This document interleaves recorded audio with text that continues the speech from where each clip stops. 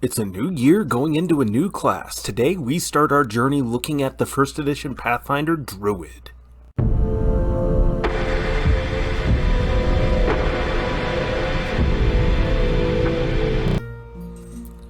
Hello everyone, and welcome back down here to the Gamer's Den with me, your host, Jordan, your master of lore and storyteller extraordinaire. Today we begin our journey taking a look at the first edition Pathfinder Druid. Much like I said in the intro there, this class is just a classic staple of tabletop RPGs, from Dungeons & Dragons to Pathfinder to numerous others, definitely in Rolemaster as well. It's just such a legendary class, and for good reason. It's a full spellcasting class, not terrible up close and personal in combat, and it gets even better with its wild shape ability. Top it off with the fact that you get an animal companion as well, and there's very little to not like when it comes to the Druid. But before we get into everything, starting our journey looking at this class, if you're new here to the channel, go on down there, hit the subscribe button, and become a regular member here at the Gamer's Den. Or if you've already gone on ahead and listed yourself on such an incredible roster of legendary heroes, then go on down to hit the like button and share the video far and wide. But now, let's actually start talking about this class as we start going lean, mean, and green with the Druid. To kick everything off, as always, reliably comfortable in every single class we bring up, we have humans. Now, humans get a +2 bonus to any stat that you select, an extra feat, and an extra skill point at first level and every level thereafter. Now, their favored class bonus, however, leaves a lot to be desired. Plus 1/2 bonus to diplomacy and intimidate to change a creature's attitude. Neat. Creatures specifically looking more at animals and the like, I believe, although creature is pretty broad. Definitely check with your DM because this doesn't specify anything like wild empathy. Overall though, I would say you're still better off going with either the extra skill point or extra hit point every level, just to kind of help round yourself out a bit more. But our next option is the Tiefling, the Clipoth spawn. Hopefully I pronounced that right. This will get you a +2 bonus to your strength and wisdom score while taking a -2 penalty to charisma. Pretty nicely lined up there on our stats overall. You also gain a +2 racial bonus to escape artist and survival skill, which, hey, not bad, nothing you're really going to use a whole terribly much, but certainly doesn't hurt anything. Of particular interest, though, you get cold, electric, and fire resistance 5. You also get to use the blur spell once a day as a spell-like ability, and you get 60 feet of dark vision. For your favorite class bonus, you get to add a +1 to wild empathy when it comes to fiendish animals. Now, this leans into a class ability that is already going to make excellent use of skill checks in regards to animals, and fiendish animals certainly are more threatening than a lot of their more mundane cousins and varieties. So not bad, but it's somewhat situational, so it's not going to be an ability that comes up all of the time. Now, for our last option here, we have the Half-Elf. Another +2 to any stat, immune to sleep effects, and gaining a +2 save versus enchantment. Also, take the Alert for Betrayal trait to replace adaptability for +2 saves versus illusions, as well as making perception and sense motive class skills for you. For your favorite class bonus, you get to either have +1 skill rank for animal companions, or select one cleric domain power at first level, usable 3 times plus your wisdom modifier a day. The Druid adds +1/2 the number of uses for that domain power. So by level 2, if you select this at both levels there, that's a +1 bonus to the number of uses for that domain power. That's pretty damn significant, especially if you take the option that lets you select a domain rather than picking out an animal companion. Personally, and especially for this build, I'd rather go with the animal companion, but the cleric domains are nothing to sneeze at, and out of the 2 favorite class bonuses there, I'd say this one is better than the extra skill rank for the animal companions, but an extra skill rank for your animal companions certainly isn't bad at all. It can come in handy. However, when it comes to races overall, if you don't pick any of those three, skip anything with penalties to strength and wisdom, or those. Wisdom is your primary spellcasting stat, and strength affects your ability to hit and damage opponents.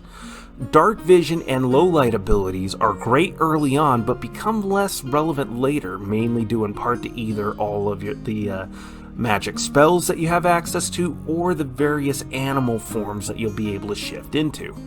Also, there are not a lot of races with great favored class bonuses overall.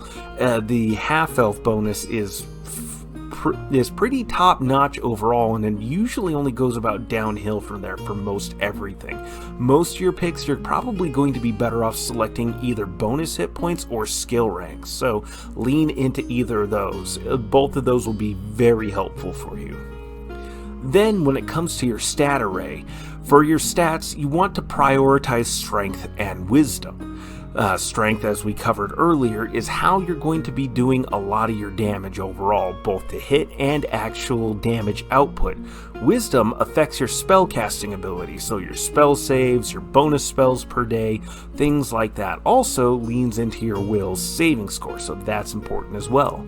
You're going to want to follow that up with a good constitution score, because, well, you're going to be wading into the thick of the fighting, so any extra hit points you're able to rack up for yourself are going to be a necessity, and also this affects your fortitude saves.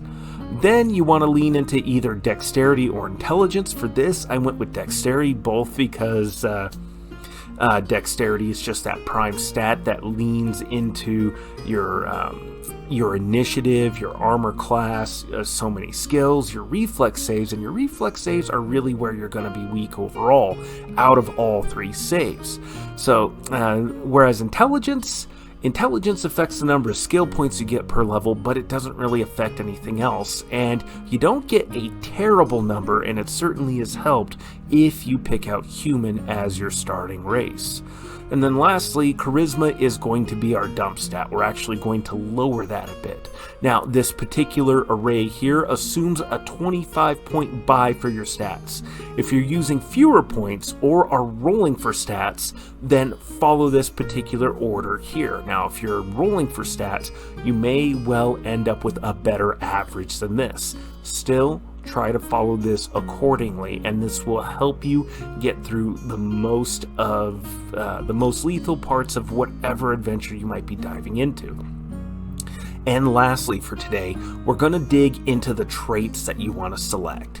Now, the first one here is a little bit more of a Golarion specific trait, I believe. It's Beast of the Society. Small and medium-sized wild shape forms now last 2 hours a level instead of 1 hour a level. Now, you might notice that as you level up and advance, you're going to get access to different size forms. So you're going to have large forms, tiny forms, all different kinds of shapes that are in a variety of sizes. And this trait will not be applicable to those. However, it's still going to be wildly useful, especially if you're on extended travel or scouting missions that need to occur.